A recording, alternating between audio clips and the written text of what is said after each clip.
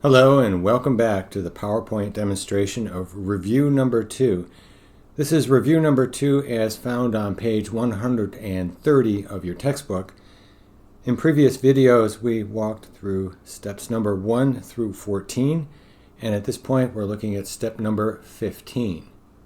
In step number 15 we're going to make a number of changes to this table found on slide number 4. The first thing we're going to do is change the font size to all of the text in the table to 20 points. Easily done. Just go ahead and click on the corner there. And it doesn't matter which one, you just left click any one of those balls and you will have selected all of the table, and the next command you do will impact the entire table. Then going to the Home tab and change the font size from 18 to 20. Okay, now once that's done, we're going to change the height of rows 2 through 5 to 1 inch. Okay, so select the first cell in row number 2, hold the shift key down and select the last cell in the 5th row. Is that the 5th? 1, 2, yeah. Anyway, bottom right hand corner. And at that point, we're going to change the height of the rows to 1 inch. Now, this is very important. Let's see.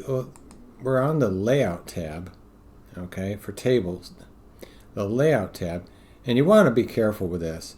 Do not select the table size group. It's the cell size group. Look at the cell size group and change the height there to 1 inch. All right? You can just type in the 1 and press enter, and all the cells move to 1 inch. If your table drops off the bottom of the slide, at this point, don't worry about it. What will happen later is that this cell will have changes made, and it'll all work out in the end. Okay, the next item, change the height of rows 2 through 5. Then we're going to change the width of the first column to 2 inches. All right, so I'm going to select the top row, first column. And then I'm going to select the last row, first column. All those pictures and the column space above it, they're all selected. Okay, and I'm going to change the width size of that cell to 2 and then press the enter key.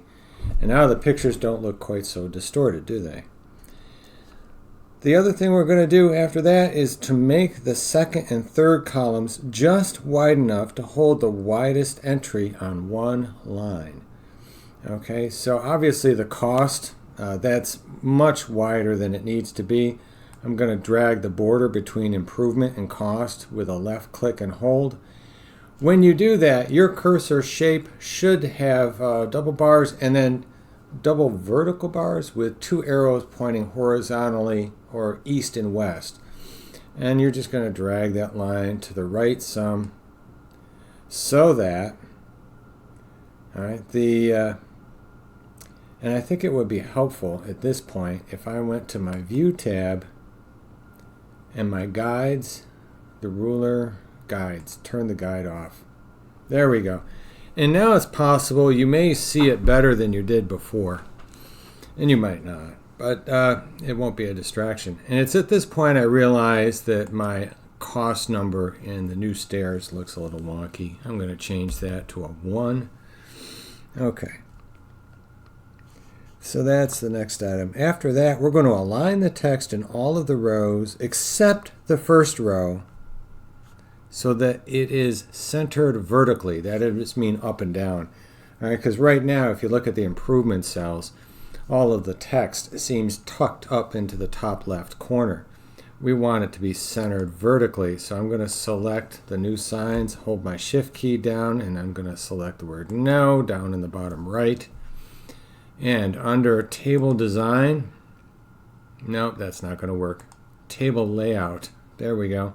Under table layout, in the alignments group, I'm going to select the command to center vertically. Center vertically. Click. And you'll notice everything shifted down within its cell just a little bit.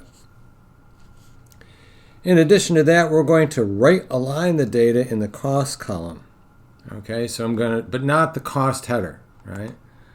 I'm going to select the cost of $0 hold the shift key down, then down to 2000, and then I'm going to select the right align right. Alternatively, I could have used Control R with my keyboard. If I had remembered that particular shortcut, that would have been handy. Okay, in addition to that, we're going to change the borders between rows 2 through 6 to a 3-point black border. This is a little bit of artwork, so let's get to it. Click on the table design command, all right? And in the right side of the ribbon, you'll see where it says draw borders. All right, so we're going to click on this list here, and we're going to choose to make it 3-point. All right, the pen color should be black. It should be a solid straight line, all right? You don't want any perforations. It should be just a solid line. And then now notice the draw table command is selected. It's a little darker in the ribbon than everything else. And you know this because as you move your pointer, your cursor, all right, it becomes a little pencil. All right, and that's important to know. Now what you're going to do with that tip of the pencil, the very tip, is you're going to left click and hold, and you're going to pretend to draw a line along the border. And you got to keep the pencil line as close to the border as possible. All right, if you start to wander off too far, your results may not be what you expect. And I'm going to draw this border between rows 2 through 6. Notice it didn't have one between row 6 and the outside border, just between the sets of rows. Okay, so that was item 15. Item 16 says we're going to reposition the table so that it is centered horizontally on the slide. And so we're going to turn the draw table off. Click. And then we're going to grab the table. You need the compass, right? The compass pointer. It has the 4 arrows pointing in the primary directions. Left click and hold down, and you can move this table left and right. I have a guide there that tells me I'm centered, and I'm going to move it up a little bit so that half of row 1 is protruding above the picture that's sitting underneath the title. And that's about what the author had in mind. Okay, so that was items 15 and 16 for this video. I invite you to take a break here. Before you do, save your work, and I'll see you at the next video.